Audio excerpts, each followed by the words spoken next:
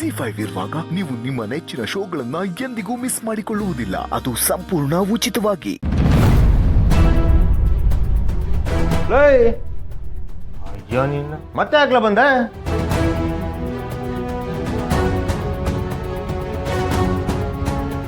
ಸ್ನೇಹ ಅವರೇ, ನೀವು ನೇರವಾಗಿ ಒಪಿನಿಯನ್ ಹೇಳಿದ್ದು ನಂಗೆ ತುಂಬಾ ಇಷ್ಟ ಆಯಿತು. ನಿಮ್ಮ ತಂದೆಗೋಸ್ಕರ ಈ ಮದುವೆ ಒಪ್ಕೊಳ್ಳೋದಲ್ಲಿ ಅರ್ಥನೇ ಇಲ್ಲ. ಅವ್ರವ್ರ ಒಪಿನಿಯನ್ ಅವ್ರವ್ರೇ ಹೇಳಬೇಕು. ಸ್ನೇಹ ಅವರೇ, ನನಗೆ ನೀವು ತುಂಬಾ ಇಷ್ಟ ಆಗೋದ್ರಿ. I really like you. ಎಷ್ಟೇನೇ ಟೈಮ್ ಆದರೂ ನಾನು ನಿಮಗೋಸ್ಕರ ಕಾಯ್ತಾ ಇರ್ತೀನಿ.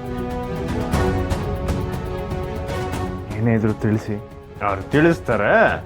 ನೀನು ಒಳ್ಳೆ ಲೇ ಮುಂಗ್ಸೆ. ಕಳಿಸಿದ್ರು ಮತ್ತು ವಾಪಸ್ ಬರ್ತಿರಲ್ಲ. ಹೋಗಿ ತಗೋಣ, ಹೊರಡಿ ಅಣ್ಣ.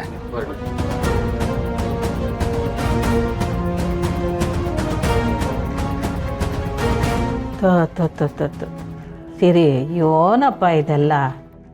ಅವ್ವ, ನೀವು ಹೀಗೆ ಮಾಡಬಾರ್ದಿತ್ತು ಸಾಹೇಬ್ರೆ. ತುಂಬಾ ಕಷ್ಟಪಟ್ಟು ಸಂಬಂಧ ನೋಡಿದ್ದೆ, ಎಲ್ಲ ಹಾಳು ಮಾಡಿಬಿಟ್ರಿ ನೀವು ಬಂದು.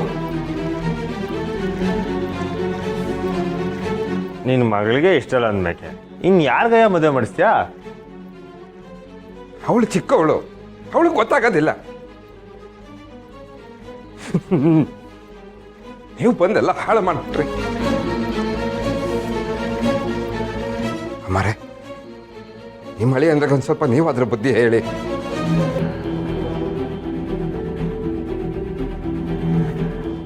ವಾಗ್ಲಿ ಬಿಡಿ ಗಂಗಣ್ಣ, ಬಲವಂತದಿಂದ ಯಾರಿಗೂ ಮದುವೆ ಮಾಡಬಾರ್ದು. ದಿಟ್ಟ ಹೇಳ್ಬೇಕು ಅಂದರೆ ನಿಮಗೆ ಬೇಸರ ಆಯ್ತದೆ ಅಂತ ಸ್ನೇಹ ಈ ಮದುವೆಗೆ ಒಪ್ಕೊಂಡಿದ್ದು. ನನ್ನ ಮಗಳ ಬಗ್ಗೆ ನನಗೆ ಕಾಳಜಿ ಇರೋದಿಲ್ವಾ? ಅವಳಿಗೆ ಯಾವುದು ಒಳ್ಳೇದು ಯಾವುದು ಕೆಟ್ಟದ್ದು ಅನ್ನೋದು ನನಗೆ ಗೊತ್ತಿರೋದಿಲ್ವಾ? ಸಾಹೇಬ್ರ ಬಂದ ಹಾಳು ಮಾಡಿ ನನ್ನ ಮನ್ಸಿಗೆ ತುಂಬಾ ನೋವು ಕೊಟ್ಬಿಟ್ರು.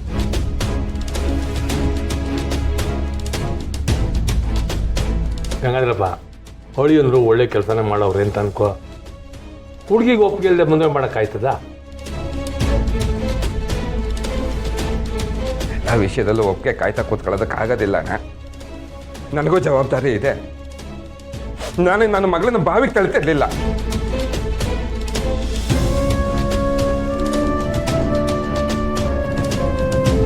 ಓ ಗಂಗಾಧರಪ್ಪ, ಯಾಕೆ ಇಟ್ಟೊಂದು ಟೆನ್ಷನ್ ಮಾಡ್ಕೊತಿದ್ಯಾ?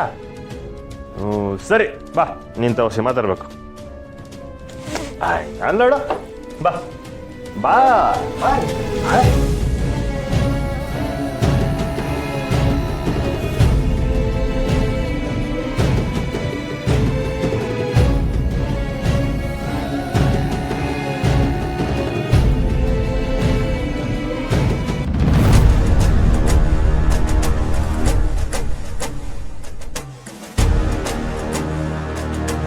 ಲೈ, ನೀವೆಲ್ಲ ಹೊಸಿ ಆ ಕಡೆ ಹೋಗ್ರಲ್ಲ. ಅಣ್ಣ, ಹೊಸಿ ಮಾಡ್ಕೊಂಡು ಮಾತಾಡೋ. ಆಯ್ತು, ಹೋಗ್ಲಾ?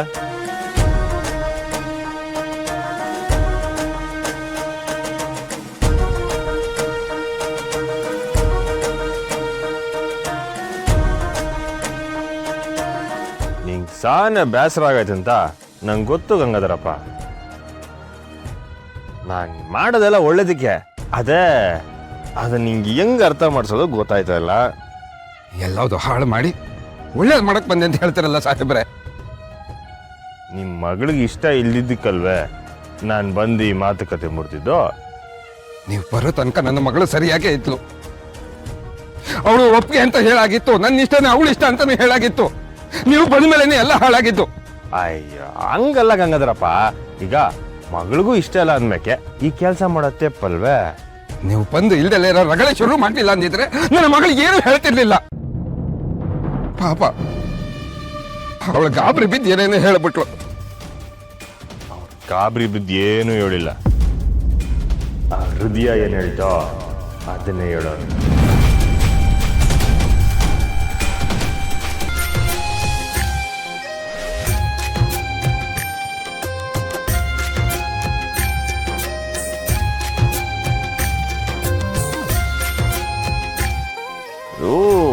ತಾವ್ ಹೆಂಗ್ ಹೇಳೋದ ನಂಗೆ ಗೊತ್ತೇ ಆಯ್ತಲ್ಲ. ನಿಮ್ಮ ಕೈ ಮುಗಿತೀನಿ ಸಾಹೇಬ್ರೆ, ನನ್ನ ಮಗಳು ಬದುಕಲ್ಲಿ ಆಟ ಆಡಬೇಡಿ. ಇದನ್ನ ತಡ್ಕೊಳ್ಳೋ ಶಕ್ತಿ ನನಗೂ ಇಲ್ಲ, ಅವಳಿಗೂ ಇಲ್ಲ. ಮೊದಲೇ ಅವಳು ಹಾರ್ಟ್ ಆಪರೇಷನ್ ಆಗಿರೋ ಹುಡುಗಿ.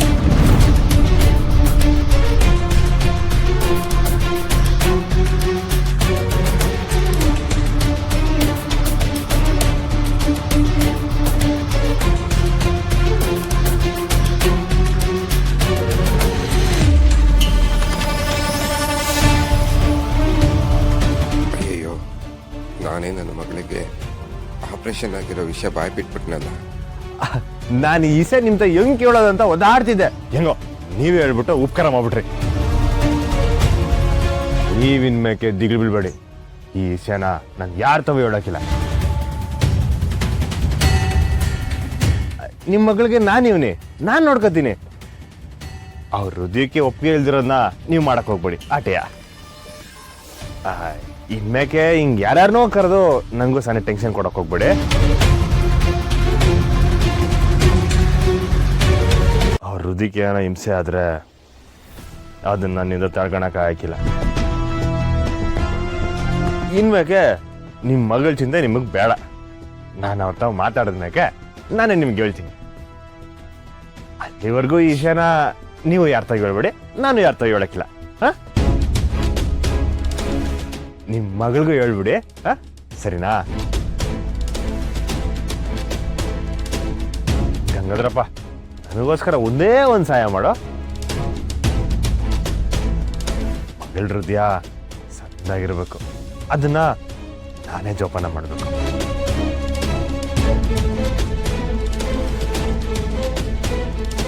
ಇನ್ಮೇಲೆ ಯಾವುದಕ್ಕೂ ಭಯ ಬೀಳ್ಬೇಡಿ. ಆ ಹೃದಯಕ್ಕೆ ನಾನೇ.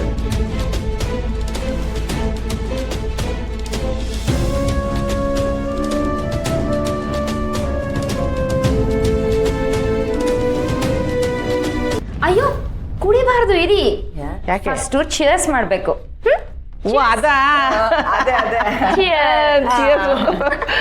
ಅವ್ವ, ಈ ಶರಬತ್ ಬದಲು ಎಣ್ಣೆ ಇದ್ದಿದ್ರೆ ಎಷ್ಟು ಚೆನ್ನಾಗಿರೋದು.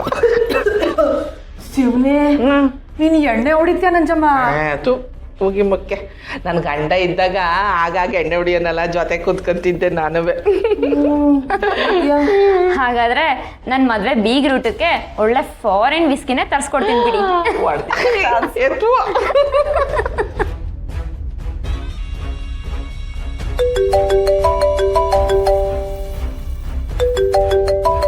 ಇದೇನಿದು? ಕಂಟಿ ಮಾವ ಫೋನ್ ಮಾಡ್ತಿದ್ದಾನೆ.